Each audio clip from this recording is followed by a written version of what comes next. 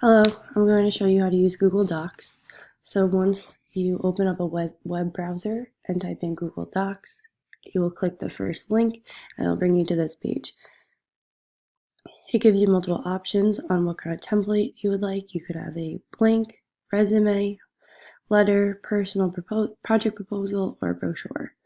I'm going to click the blank document for today's purposes. Then it'll bring you to a blank document spreadsheet. There are many things that you can do here. You can change the type of text.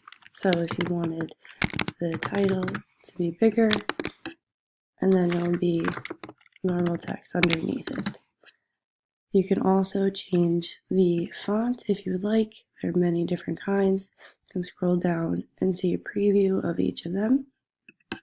You can also change the font size if you would like.